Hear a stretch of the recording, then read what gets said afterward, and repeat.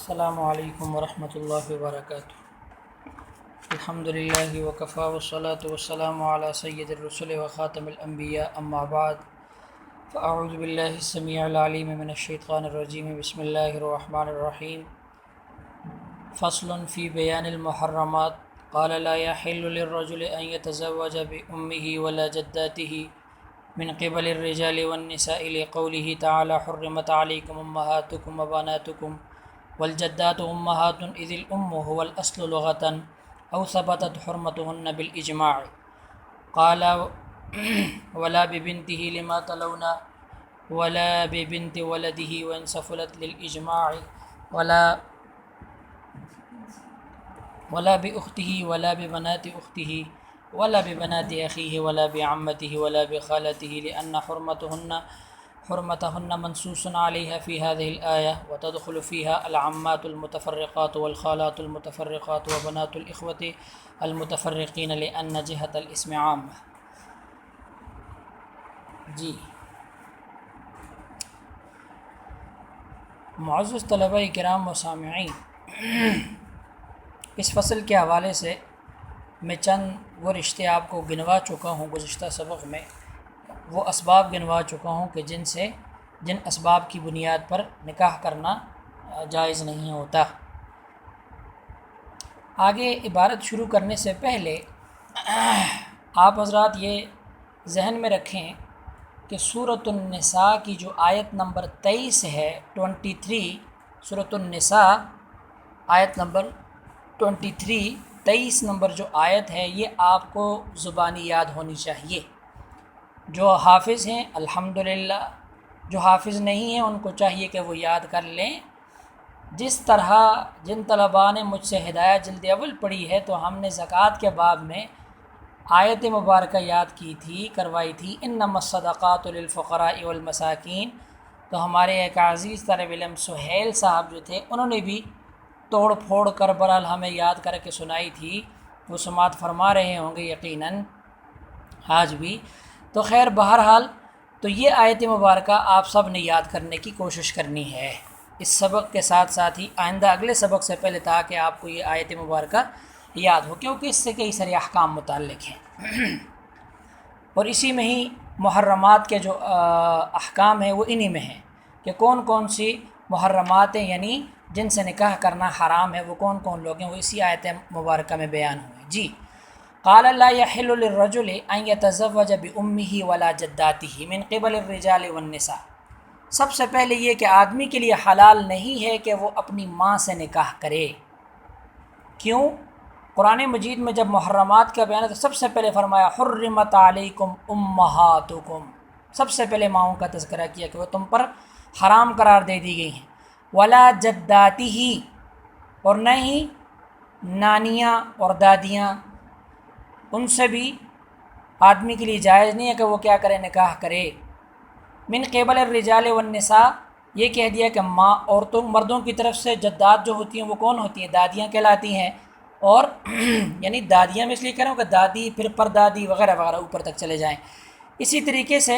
ماں عورتوں کی طرف سے کا مطلب یہ کہ نانی، ماں کی ماں نانی ہوتی ہے، تو یہ عورتوں کی طرف سے۔ اب اس میں یہ سمجھ لیں کہ اس عبارت میں دو لوگوں کا ذکر کیا، ایک ماں کا اور دوسرا دادیوں کا، دادی نانی کا۔ ماں کا حکم تو منصوص ہے، حرمت علیکم امہاتکم۔ رہی بات دادیوں کی، تو اس میں دو طریقے سے استدلال کیا ہے۔ ایک دلیل تو اس پر یہ ذکر کی کہ اس پر بھی گویا کہ یوں کہیں کہ یہ بھی منصوص علیہ ہے۔ کیوں؟ اس لیے کہ ماں کا معنی ہے ماں سے ہے، اور کس کو کہتے ہیں؟ اصل کو کہتے ہیں۔ تو چونکہ انسان کی اصل میں دادی بھی شامل ہے اور نانی بھی شامل ہے، لہٰذا ان کو بھی ماں کہہ کر کیا کہہ دیں، اس کو بھی منصوص علیہ ہی سمجھیں۔ ایک بات لغت کے اعتبار سے۔ دوسری بات یہ ہے کہ اگر لغتاً اس کو تسلیم نہ کیا جائے، پھر یہ کہ ان کی حرمت کیا ہے؟ بالاجماع ہے، یعنی آج تک روز اول سے لے کر یوں سمجھیں کہ ان لوگوں سے نکاح کبھی بھی نہیں کیا گیا، حتیٰ کہ شریعت سے پہلے بھی دادیوں وغیرہ سے نکاح کو جائز نہیں سمجھا جاتا رہا، اور آج تک بھی۔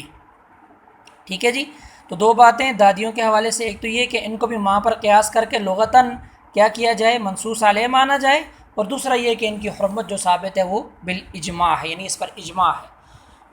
دیکھیے لا یحل للرجل ان یتزوج بامہ ولا جداتہ، نہیں آدمی کے لیے جائز کہ وہ نکاح کرے اپنی ماں سے، ولا جداتہ اور نہیں اپنی دادیوں اور نانیوں سے، من قبل الرجال والنساء، مردوں کی طرف سے ہوں یا عورتوں کی طرف سے، یعنی دادیاں جدات، لقولہ تعالی حرمت علیکم امہاتکم و بناتکم الی آخرہ، یعنی اس آیت کی بنیاد پر ماؤں کی حرمت ہے۔ والجدات امہات، جدات کے حوالے سے پہلی دلیل کہ جدات بھی مائیں ہی ہیں، اذ الام هو الاصل لغتاً، اس لیے کہ ماں اصل میں اصل میں لغت میں اصل ہی کو کہتے ہیں، اصل کو، بنیاد کو، جڑ کو، ٹھیک، تو اس لیے مائیں بھی کیا ہو گئیں، جدات بھی کیا ہو گئیں، مائیں ہی ہو گئیں۔ دوسرا او ثبتت حرمتہن بالاجماع، یا ان کی حرمت جو ثابت ہے وہ کیا ہے، اجماع سے ہے۔ دو، اب اس کے بعد ذکر کرتے ہیں قال ولا ببنتہ لما تلون، نہیں اپنی بیٹی سے نکاح کرے، جیسے کہ ہم نے لما تلونا آپ کو کہا تھا کہ جب صاحب ہدایہ پہلے آیت ذکر کر دیتے ہیں تو دوبارہ اگر وہ آیت ذکر کرنی ہو تو آیت ذکر نہیں کرتے بلکہ لما تلونا کہتے، اور لما تلونا کہاں ہے، اوپر آپ کے سامنے حرمت علیکم امہاتکم و بناتکم، تو بنات بیٹیوں سے بھی نکاح کرنا جائز نہیں ہے، یہ بھی کیا ہے، منصوص علیہ، بات ختم۔ اسی کے ساتھ ذکر کیا ولا ببنت ولدہ وان سفلت للاجماع،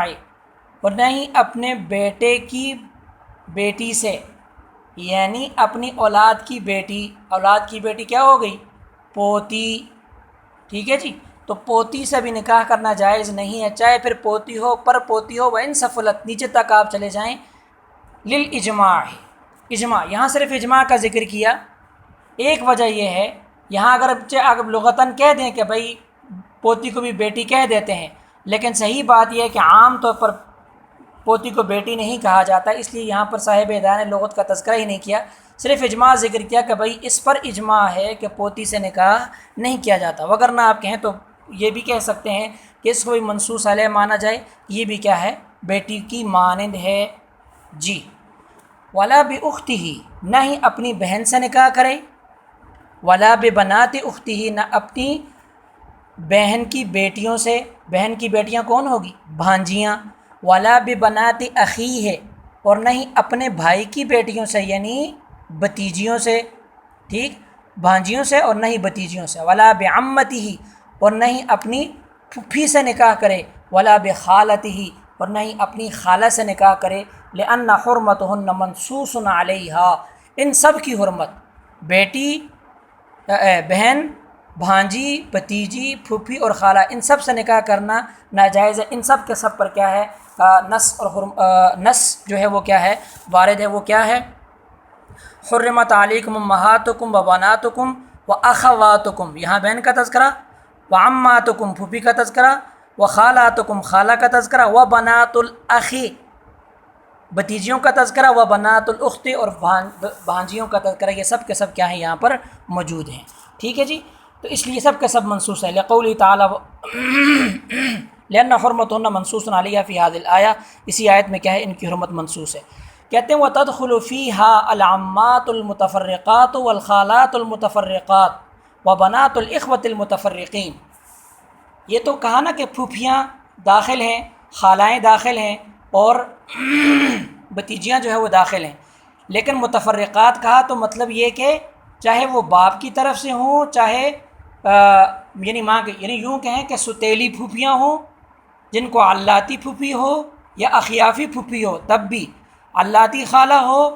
اخیافی خالہ ہو تب بھی، اور اسی طریقے سے علاتی جو ہے وہ بتیجی بن رہی ہو یا اخیافی جو ہے وہ بتیجی بن رہی ہو، تمام کی تمام پھوپھیاں، تمام کی تمام خالائیں اس طرح کی، علاتی ہوں یا اخیافی ہوں، تمام کی تمام جو ہیں وہ کیا ہوں، بتیجیاں، یہ سب کے سب کو کیا ہے، یہ شامل ہے، لأن جہت الاسم عامۃ، اس لیے کہ اسم یعنی نام کی جہت جو ہے وہ کیا ہے، عام ہے، اس کو بھی پھوپھی کہتے ہیں، اس کو بھی پھوپھی کہتے ہیں، اس کو بھی خالہ کہتے ہیں، اس کو بھی خالہ کہتے ہیں، تو علاتی اور اخیافی سمجھتے ہیں، علاتی جو باپ شریک ہوں، اخیافی جو ماں شریک ہوں، ٹھیک ہے نا، یہ سمجھ لیجئے گا۔ تو یہ وہ لوگ ہیں کہ جن کے ساتھ نکاح کرنا کیا ہے، حرام ہے، اور یہ سلسلہ آگے چلتا رہے گا۔ آپ تمام سے درخواست ہے کہ آپ اس آیت مبارکہ کو کیا کر کے یاد کر کے آئیے گا، اور یہ عین فطرت کے مطابق ہیں۔ انسانی فطرت ہی اللہ تبارک و تعالیٰ نے ایسی بنائی ہے کہ انسان کا تصور بھی، آپ بارہا جس کی انسان کی فطرت سلیمہ ہو، وہ بارہا اگر کوشش بھی کر لے، محال ہے کہ ان رشتوں کی طرف غلط نگاہ بھی اٹھے یا غلط گمان بھی جائے۔ لیکن جن کی فطرت کیا ہو، سلیم ہو۔ جو بد فطرت انسان ہوتے ہیں وہ تو ماں سے بھی زنا کے مرتکب ہیں، وہ تو بہنوں سے بھی زنا کے مرتکب ہیں۔ آئے روز آپ کے سامنے واقعات آتے رہتے ہو، ہمارے سامنے بھی۔ اللہ تعالیٰ سب کی حفاظت فرمائیں اور رشتوں کی پاسداری کرنے کی توفیق عطا فرمائیں۔ آج کے لیے اتنا کافی ہے۔ اللہ تبارک و تعالیٰ میرے اور آپ سب کے حامی و ناصر ہوں۔ وآخر دعوانا الحمدللہ رب العالمین۔ السلام علیکم ورحمۃ اللہ وبرکاتہ۔